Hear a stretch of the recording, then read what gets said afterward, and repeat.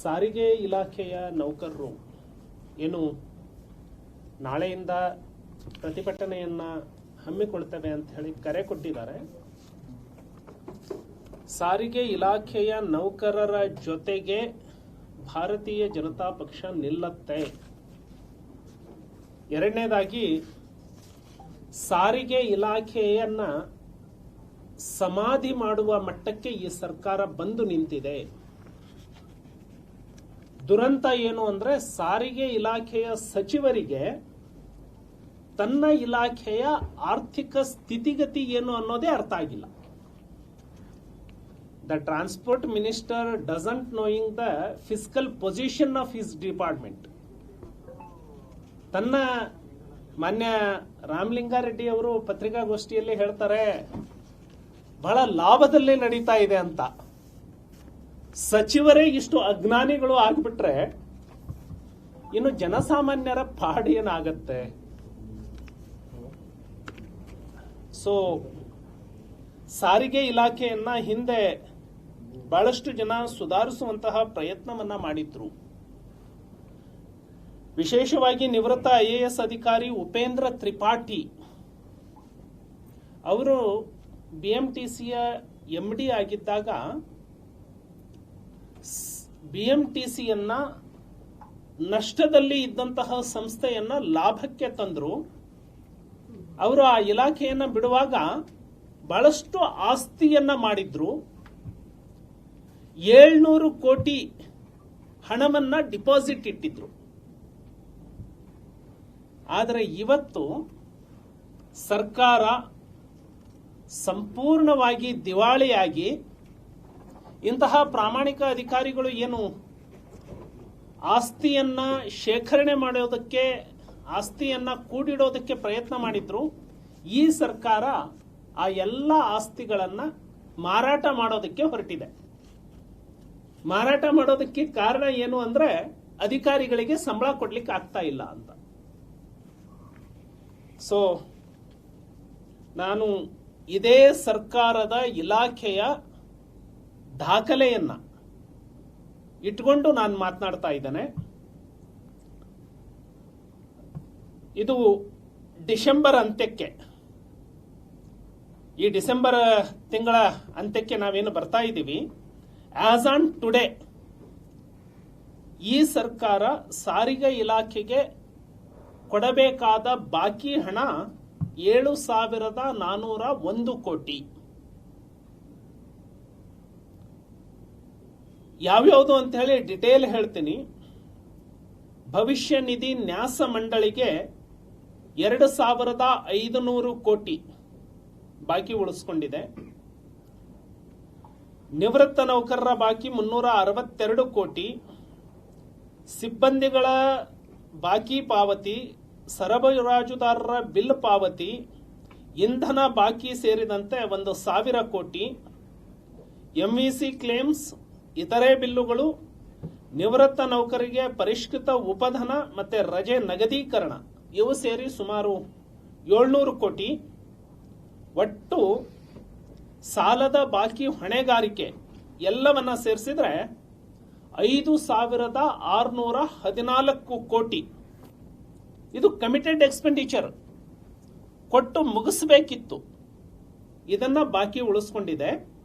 ಈ ಬಾಕಿ ಉಳಿಸ್ಕೊಂಡಿದ್ದಕ್ಕೆ 10.5% ಬಡ್ಡಿಯನ್ನ ಕೂಡ ಕಟ್ಟಬೇಕಾಗತ್ತೆ ಈ ಸರ್ಕಾರ. ಎರಡನೇದು ಶಕ್ತಿ ಯೋಜನೆ. 2023 ಮತ್ತೆ 24ನೇ ಸಾಲಿನ ಬಾಕಿ, ಈಗ 25, 26, 24, 25 ಆರ್ಥಿಕ ವರ್ಷ ಮುಗಿತಾ ಇದೆ. 23, 24ರ ಬಾಕಿ ಇವರು ಉಳಿಸ್ಕೊಂಡಿದ್ದು 1,180 ಕೋಟಿ. ಅದೇ ರೀತಿ ಈ ಡಿಸೆಂಬರ್ ವರೆಗೆ 24, 25ರಲ್ಲಿ ಬಾಕಿ ಉಳಿಸ್ಕೊಂಡಿದ್ದು ಸರಿಸುಮಾರು 607 ಕೋಟಿ. ಅಂದ್ರೆ ಒಟ್ಟಾರೆಯಾಗಿ 1,787 ಕೋಟಿ. ಇವೆರಡೂ ಸೇರ್ತು ಅಂದ್ರೆ 7,401 ಕೋಟಿ ಈ ಸರ್ಕಾರ ಸಾರಿಗೆ ಇಲಾಖೆಗೆ ಕೊಡುವಂತಹ ಬಾಕಿಯನ್ನ ಉಳಿಸ್ಕೊಂಡಿದೆ. ಸಿದ್ದರಾಮಯ್ಯನವರು ಜಾತ್ರೆ ಮಾಡ್ತಾನೆ ಇದ್ದಾರೆ. ಆ ಯೋಜನೆ ತಂದುಬಿಟ್ಟಿದ್ದೀನಿ, ಈ ಯೋಜನೆ ತಂದುಬಿಟ್ಟಿದ್ದೀನಿ ಅಂತ. ಯಾವ ಪುರುಷಾರ್ಥ ಇದೆ ಇದರಲ್ಲಿ?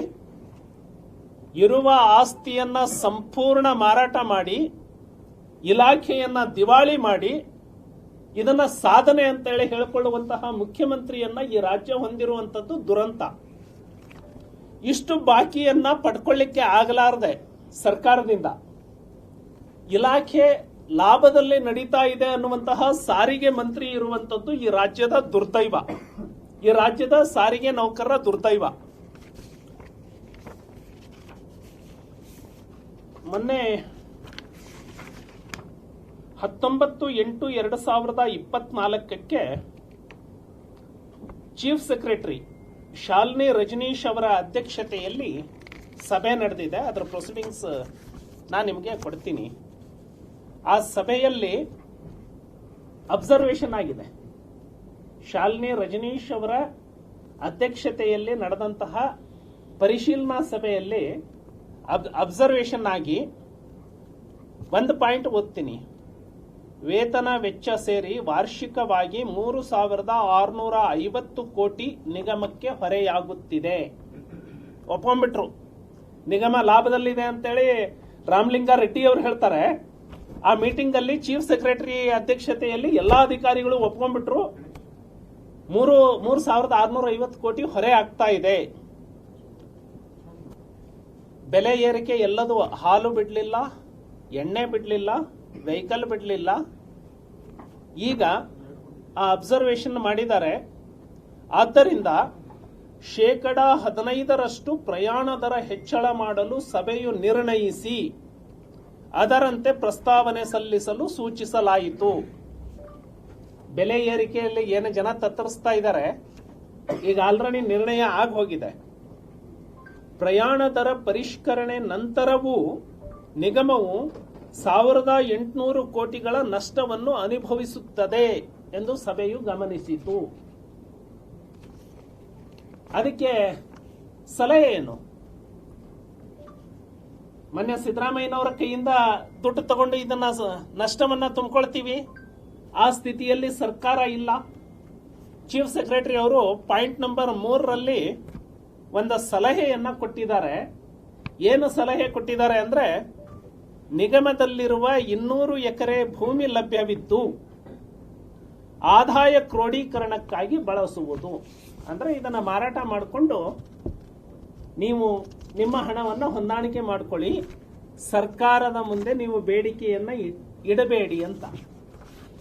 ಈ ಸರ್ಕಾರ ಇನ್ನು 2.5 ವರ್ಷ ಇರುತ್ತೆ. 2.5 ವರ್ಷದಲ್ಲಿ ಈ ನಿಗಮವನ್ನ ಸಂಪೂರ್ಣ ಸರ್ವನಾಶ ಮಾಡಿ ಬರೋ ಆಸ್ತಿಯನ್ನ ಮಾರಾಟ ಮಾಡಿ ಹೋದ್ರೆ 2.5 ವರ್ಷದ ನಂತರ ಕರ್ನಾಟಕ ಇರುತ್ತಲ್ಲ, 2.5 ವರ್ಷದ ನಂತರ ಈ ರಾಜ್ಯದ ಸಾರಿಗೆ ಇಲಾಖೆ ಇರುತ್ತಲ್ಲ, ಈ ರಾಜ್ಯದಲ್ಲಿ ಪ್ರಯಾಣಿಕರು ವಿದ್ಯಾರ್ಥಿಗಳು ಇರ್ತಾರಲ್ಲ, ಈಗಲೇ ತೊಂದರೆಯನ್ನು ಅನುಭವಿಸ್ತಾ ಇದ್ದಾರೆ. 2.5 ವರ್ಷದ ನಂತರ ಈ ರಾಜ್ಯದ ಸಾರಿಗೆ ಇಲಾಖೆಯ ಪರಿಸ್ಥಿತಿ ಏನಾಗಬಹುದು, ಸಾರ್ವಜನಿಕ ಸಾರಿಗೆಯ ಸ್ಥಿತಿ ಯಾವ ಹಂತಕ್ಕೆ ಬರಬಹುದು. ಹಾಗಾಗಿ ಈ ಸರ್ಕಾರ ಸಂಪೂರ್ಣವಾಗಿ ದಿವಾಳಿಯಾಗಿ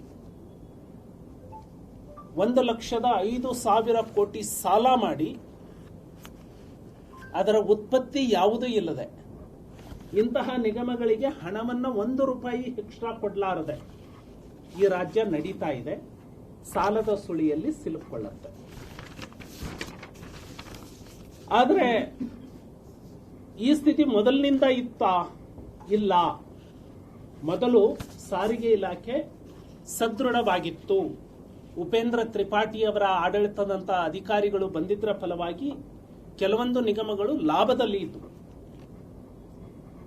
ಆನಂತರ ಬೊಮ್ಮಾಯಿ ಅವರ ಸರ್ಕಾರದಲ್ಲಿ, ಹಿಂದಿನ ಸರ್ಕಾರದಲ್ಲಿ ಸನ್ಮಾನ್ಯ ಬಸವರಾಜ ಬೊಮ್ಮಾಯಿ ಅವರು ಇದೇನು PF ಡ್ಯೂ ಇತ್ತು ಇದಕ್ಕೆ 1,200 ಕೋಟಿಯನ್ನ ರಿಲೀಸ್ ಮಾಡಿದ್ದಾರೆ. ನಮ್ಮ ಏನು ಬಜೆಟ್ ಡಿಪಾರ್ಟ್ಮೆಂಟಲ್ ಡಿಮಾಂಡ್ಸ್ ಬುಕ್ ಅಲ್ಲಿ ಸಿದ್ದರಾಮಯ್ಯನವರೇ ಪ್ರಿಂಟ್ ಮಾಡಿದ್ದಾರೆ. ಆ ದಾಖಲೆಗಳು ಇದಾವೆ ನನ್ನ ಹತ್ರ. ಸೊ ಬಸವರಾಜ ಬೊಮ್ಮಾಯಿ ಅವರು 1200 ಕೋಟಿ PF ಡ್ಯೂಗೆ ರಿಲೀಸ್ ಮಾಡಿದ್ರು. ಡೀಸೆಲ್ ಬಾಕಿ ಇವತ್ತೇನು ಇವರು ಇಂಧನ ಬಾಕಿ ಉಳಿಸ್ಕೊಂಡಿದಾರಲ್ಲ, ಹೆಚ್ಚು ಕಡಿಮೆ 700-800 ಕೋಟಿ ಉಳಿಸ್ಕೊಂಡಿದ್ದಾರೆ. ಬೊಮ್ಮಾಯಿ ಅವರು ಡೀಸೆಲ್ ಬಾಕಿಗಾಗಿ 800 ಕೋಟಿಯನ್ನ ರಿಲೀಸ್ ಮಾಡಿದ್ರು. ಸಾರಿಗೆ ಇಲಾಖೆ ರಾಮಲಿಂಗಾರೆಡ್ಡಿ ಅವರು ನಮ್ಮ ಅವಧಿಯಲ್ಲಿ ಬಸ್ಸನ್ನ ಖರೀದಿ ಮಾಡಿದ್ವಿ ಅಂತ ಹೇಳ್ಕೊಳ್ತಿದ್ದಾರೆ. ಆಕ್ಚುಲಿ 500 ಕೋಟಿ ಹೊಸ ಬಸ್ಗಳನ್ನ ಕೇಂದ್ರ ಸರ್ಕಾರದ ಯೋಜನೆಯಲ್ಲಿ ತರಲಿಕ್ಕೆ ಅಪ್ರೂವಲ್ ಕೊಟ್ಟಿದ್ದು ಹಿಂದಿನ ಸರ್ಕಾರ. ದುಡ್ಡು ರಿಲೀಸ್ ಈಗ ಮಾಡಿದ್ದು, ಆದ್ರೆ ಆರ್ಥಿಕ ಇಲಾಖೆಯ ಅಪ್ರೂವಲ್ ಕೊಟ್ಟಿದ್ದು ಹಿಂದಿನ ಸರ್ಕಾರ. ಈಗ ಬಂದಿರಬಹುದು ಅದು. ಇವರ ಇಲಾಖೆ, ಇವರ ಸರ್ಕಾರ ಅಧಿಕಾರಕ್ಕೆ ಬಂದ ಮೇಲೆ ₹1 ಖರೀದಿಗೆ ಅಪ್ರೂವಲ್ ಇಲ್ಲ.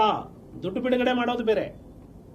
ಆದ್ರೆ ಅವತ್ತು ಫೈನಾನ್ಸ್ ಡಿಪಾರ್ಟ್ಮೆಂಟ್ ಅಪ್ರೂವಲ್ ತಗೊಂಡು ಆಡಳಿತಾತ್ಮಕ ಅನುಮೋದನೆ ನಮ್ಮ ಸರ್ಕಾರದಲ್ಲಿಯೇ ಆಗಿತ್ತು. ಸೊ ಈ ನಿಟ್ಟಿನಲ್ಲಿ ಈ ಸರ್ಕಾರ ನಡೀತಾ ಇದೆ. ಈ ಸರ್ಕಾರ ರಾಜ್ಯದ ಜನತೆಯನ್ನ ಯಾವ ರೀತಿ ನಡೆಸ್ಕೊಳ್ತಾ ಇದೆ ಅಂದ್ರೆ, ಒಂದು ಗಾದೆ ಇದೆ, ಯಾರ್ತೋ ಮದುವೆಯಲ್ಲಿ ಉಂಡವನೇ ಜಾಣ ಅಂತ. ಮುಂದೆ ಈ ಸರ್ಕಾರ, ಈ ರಾಜ್ಯದ ಪರಿಸ್ಥಿತಿ ಯಾವ ದಿವಾಳಿಗೆ ಹೋದ್ರೂ ಪರವಾಗಿಲ್ಲ, ನಾವು ಮಾತ್ರ ನಮ್ಮ ನಾಟಕವನ್ನ ಮುಗಿಸ್ಕೊಂಡು ಟೆಂಟ್ ಕಿತ್ಕೊಂಡು ಹೋಗಬೇಕು ಅನ್ನೋ ರೀತಿ ಈ ಸರ್ಕಾರ ಆಡಳಿತ ನಡೆಸ್ತಾ ಇದೆ. ಇದಕ್ಕೆ ಉದಾಹರಣೆ 7,400 ಕೋಟಿಯನ್ನ ಬಾಕಿ ಉಳಿಸ್ಕೊಂಡಿದ್ದು. ಬಹುತೇಕ ಇದೇ ರೀತಿ ಮುಂದುವರೆದ್ರೆ ಹೆಚ್ಚು ಕಡಿಮೆ ಇನ್ನು 2 ವರ್ಷಕ್ಕೆ ಬರೀ ಸಾರಿಗೆ ಇಲಾಖೆಗೆ 20,000-25,000 ಸಾವಿರ ಕೋಟಿ ಬಾಕಿ ಉಳಿಯುತ್ತೆ. ಈ ಬಾಕಿಯನ್ನ ತೀರ್ಸೋರು ಯಾರು? ಈಗಾಗಲೇ ಜನರ ತಲೆಗೆ ಪೆಟ್ಟು ಬಿದ್ದು ಬಿಟ್ಟಿದೆ. ಯಡಿಯೂರಪ್ಪನವರು ರೈತರಿಗೆ ಕೃಷಿ ಸಮ್ಮಾನ ಯೋಜನೆಗೆ ವರ್ಷಕ್ಕೆ 4,000 ರೂಪಾಯಿ ರಿಲೀಸ್ ಮಾಡ್ತಿದ್ರು, ಅದನ್ನ ನಿಲ್ಲಿಸಿದ್ದಾರೆ. ಅದೊಂದು ಹೊರೆ. ಎರಡನೇದು, ಒಬ್ಬ ರೈತ ಅಕ್ರಮ ಸಕ್ರಮ ಯೋಜನೆಯಲ್ಲಿ ಪಂಪ್ಸೆಟ್ ಅನ್ನ 25,000 ರೂಪಾಯಿ ಕಟ್ಟಿದ್ರೆ ಆತನ ಹೊಲಕ್ಕೆ ಪಂಪ್ಸೆಟ್ ಎರೆಕ್ಷನ್ ಮಾಡಿ ಹೋಗ್ತಿದ್ರು. ಎಷ್ಟಕ್ಕೆ? ಕೇವಲ 25,000ಕ್ಕೆ. ಈಗ ಹೊಸ ಆರ್ಡರ್ ಮಾಡಿದ್ದಾರೆ ಇಂಧನ ಇಲಾಖೆಯಿಂದ. ಒಬ್ಬ ರೈತ ಸ್ವಂತ ಇದನ್ನ ಟ್ರಾನ್ಸ್ಫಾರ್ಮರ್ನ ಕೂರಿಸ್ಕೊಳ್ಬೇಕು ಅಂದ್ರೆ ಒಂದು ಟ್ರಾನ್ಸ್ಫಾರ್ಮರ್ಗೆ ಏನು 25,000ದಲ್ಲಿ ಸಿಕ್ತಿತ್ತು, ಅದಕ್ಕೆ ಒಬ್ಬ ರೈತ 3 ಲಕ್ಷ ಬೆಲೆಯನ್ನ ಕೊಡ್ತಾ ಇದ್ದಾರೆ ಆಲ್ರೆಡಿ. 25,000 ಎಲ್ಲಿ, 3 ಲಕ್ಷ ಎಲ್ಲಿ? ಸೊ ಎಲ್ಲಾ ರೇಟು, ಬಾಂಡ್ ಪೇಪರ್ ರೇಟ್ ಹೆಚ್ಚಾಗಿದೆ, ಖರೀದಿ ದರ ಹೆಚ್ಚಾಗಿದೆ, ಸಾರಿಗೆ, ಆನಂತರ ಆಹಾರ ಪದಾರ್ಥಗಳು ಎಲ್ಲವೂ ಹೆಚ್ಚು ಮಾಡಿ, ಕರೆಂಟ್ ಬಿಲ್ಲಿಂದ ಹಿಡಿದು ಎಲ್ಲವನ್ನ ಹೆಚ್ಚು ಮಾಡಿ, ಹಾಲಿನ ರೇಟ್ ಹೆಚ್ಚು ಮಾಡಿ, ಸಾರಿಗೆ ಇಲಾಖೆಯಲ್ಲಿ ಇವತ್ತಿಗೆ 7,400 ಕೋಟಿಯನ್ನ ಬಾಕಿ ಉಳಿಸ್ಕೊಂಡಿದ್ದಾರೆ. ಅಂದ್ರೆ ಈ ರಾಜ್ಯದ ಜನ ಅರ್ಥ ಮಾಡ್ಕೊಳ್ಬೇಕು, ನಮ್ಮ ಆಸ್ತಿಯನ್ನ ಮಾರಿ ಅವರು ನಾಟಕವನ್ನ ನಡೆಸ್ಕೊಂಡು ಹೋಗ್ತಾ ಇದೆ. ಇದು ಕಾಂಗ್ರೆಸ್ ಸರ್ಕಾರದ ಆಡಳಿತ ಅನ್ನುವಂಥದ್ದು. ಹಾಗಾಗಿ ಏನು ಸಾರಿಗೆ ನೌಕರರು ಹೋರಾಟವನ್ನ ಹಮ್ಮಿಕೊಂಡಿದ್ದಾರೆ, ಇದಕ್ಕೆ ಭಾರತೀಯ ಜನತಾ ಪಕ್ಷ ಸಂಪೂರ್ಣವಾಗಿ ಬೆಂಬಲವನ್ನ ಘೋಷಣೆ ಮಾಡುತ್ತೆ. ಕೂಡಲೇ ಈ ಬಾಕಿಯನ್ನ ಮತ್ತೆ ಯಾವುದೇ ಬೆಲೆಯನ್ನ ಏರಿಸಲಾರದೆ ಸರ್ಕಾರ ಈ ಬಾಕಿಯನ್ನ ಬಿಡುಗಡೆಗೊಳಿಸಬೇಕು ಅಂತ ಹೇಳಿ ಒತ್ತಾಯವನ್ನು ಮಾಡುತ್ತೆ. ನಮಸ್ಕಾರ. ಎಸ್ ಸರ್, ಏನಾದರೂ ಇದೆಯಾ?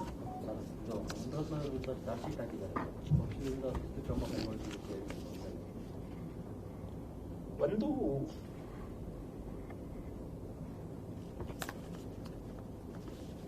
ಈ ರಾಜ್ಯದಲ್ಲಿ ಕಾನೂನು ಸುವ್ಯವಸ್ಥೆ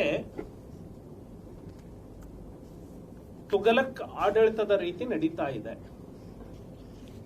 ತನಿಖಾ ಸಂಸ್ಥೆ ಮತ್ತೆ ತನಿಖಾಧಿಕಾರಿಗಳು ಅವರು ಪೊಲೀಸ್ ಮ್ಯಾನ್ಯುಯಲ್ ಪ್ರಕಾರ ಕೆಲಸ ಮಾಡೋದನ್ನ ಮರೆತು ಬಹಳ ದಿನ ಆಗೋಯ್ತು. ಸಿದ್ದರಾಮಯ್ಯನ ಸರ್ಕಾರದಲ್ಲಿ ನಾಗೇಂದ್ರ ಅರೆಸ್ಟ್ ಆಗ್ತಾರೆ, ಚಾರ್ಜ್ ಶೀಟ್ ಇಂದ ಕೈ ಬಿಡ್ತಾರೆ. HY ಮೇಟಿ ವಿಡಿಯೋಗಳು ಸಿಗ್ತವೆ, ಚಾರ್ಜ್ ಶೀಟ್ ಇಂದ ಕೈ ಬಿಡ್ತಾರೆ. CT ರವಿ ಅವರು ಅವ್ರ ಮೇಲೆ FIR ಮಾಡೋದಕ್ಕೆ ಬರೋದಿಲ್ಲ. ನೀವು ಹೈಕೋರ್ಟಿನ ಅಬ್ಸರ್ವೇಷನ್ ಗಮನಿಸಿದ್ರೆ ಸರ್ಕಾರದ ಕಪಾಳಕ್ಕೆ ಹೊಡೆದಂತೆ ಜಡ್ಜ್ಮೆಂಟ್ ಆಗಿದೆ. ಹಾಗೆ ಇವ್ರ ಮೇಲೆ ಯಾವ ಸಾಕ್ಷ್ಯಾಧಾರಗಳು ಇಲ್ಲದೆ ಇದ್ರೂ ಕೂಡ ಚಾರ್ಜ್ ಶೀಟ್ ಮಾಡಿ ಇವರು ಲೋಕಾಯುಕ್ತದಲ್ಲಿ ಸಿದ್ದರಾಮಯ್ಯನವರ ಕ್ಲೀನ್ ಚಿಟ್ ತಗೊಳ್ಳೋದಕ್ಕೆ ಎಲ್ಲಾ ತಯಾರಿಯನ್ನ ಮಾಡ್ಕೊಂಡ್ಬಿಟ್ಟಿದ್ರು. ಸೊ ತನಿಖಾ ಸಂಸ್ಥೆ ಪೊಲೀಸ್ ಮ್ಯಾನ್ಯುಯಲ್ ಅಡಿಯಲ್ಲಿ ಕೆಲಸ ಮಾಡೋದನ್ನ ಮರೆತು ಬಹಳ ದಿನ ಆಗಿ ಕಾಂಗ್ರೆಸ್ನ ಏಜೆಂಟ್ರು ಅನ್ನೋ ರೀತಿ ವರ್ತನೆ ಮಾಡಲಿಕ್ಕೆ ಶುರು ಮಾಡಿದ್ದಾರೆ. ಹಾಗಾಗಿ ನಮಗೆ ಅಂಥದ್ದೇನ ಆಶ್ಚರ್ಯ ಇಲ್ಲ. ನ್ಯಾಯಾಲಯ ಎಲ್ಲವನ್ನ ವಿಚಾರಣೆ ಮಾಡಲಿ. ನಾನು ಈಗಲೂ ಒತ್ತಾಯ ಮಾಡ್ತಾನೆ, ನಿವೃತ್ತ ನ್ಯಾಯಾಧೀಶರಿಂದ ತನಿಖೆಗಳನ್ನ ನಡೆಸಿ ಅಂತ ಹೇಳಿ ಒತ್ತಾಯವನ್ನ ಮಾಡ್ತಾರೆ. ಸರಿ, ಮೊನ್ನೆ ಆತ್ಮಹತ್ಯೆ ಆದ ನಿಮ್ಮ ಶಾಸಕರ ಕೊಲೆ ಮಾಡೋದಕ್ಕೆ ಸುಪಾರಿಯನ್ನ ಕೊಟ್ಟಿದ್ರು ಎನ್ನುವಂಥದ್ದು ಏನಂತೀರ ಸರ್? ಒಂದು ಲಕ್ಷ್ಮೀ ಹೆಬ್ಬಾಳ್ಕರ್ ಅವರ PA ಕಿರುಕುಳಕ್ಕೆ, ಅಂದ್ರೆ ಆ PA ಸಾಯೋ ಮಟ್ಟಕ್ಕೆ ಒಬ್ಬನಿಗೆ ಕಿರುಕುಳ ಕೊಡ್ತಾನೆ ಅಂತ ಹೇಳಿದ್ರೆ ಹಿಂದೆ ಸಚಿವರ ಆ ಒಂದು ಅಭಯ ಇದ್ದಾಗಲೇ ಅಷ್ಟು ಕಿರುಕುಳ ಕೊಡ್ಲಿಕ್ಕೆ ಸಾಧ್ಯ. ಲಕ್ಷ್ಮೀ ಹೆಬ್ಬಾಳ್ಕರ್ ಅವರ PAಗೆ ಕಿರುಕುಳಕ್ಕೆ ನೊಂದು ಯಡವಣ್ಣವರ ಬೆಳಗಾವಿಯಲ್ಲಿ ಆತ್ಮಹತ್ಯೆ ಮಾಡಿಕೊಂಡ್ರು. ಪಾಪ ಇನ್ನೂ 3 ಜನ ಸಹೋದರಿಯರನ್ನ ಹೊಂದಿರುವಂತಹ ಕುಟುಂಬ ಅದು. ಆ ಕುಟುಂಬದ ಎಲ್ಲ ಜವಾಬ್ದಾರಿ ಈತನ ಮೇಲೆ ಇತ್ತು. ಸಾಲ ಮಾಡಿ ಪ್ರಿಯಾಂಕ್ ಖರ್ಗೆಯ PAಗೆ 10 ಲಕ್ಷ ಕೊಟ್ಟಿದ್ದೀನಿ ಅಂತ ಹೇಳಿ ಡೆತ್ ನೋಟ್ ಅಲ್ಲಿ ಬರ್ಕೊಂಡಿದ್ದಾರೆ. ಹಾಗಾಗಿ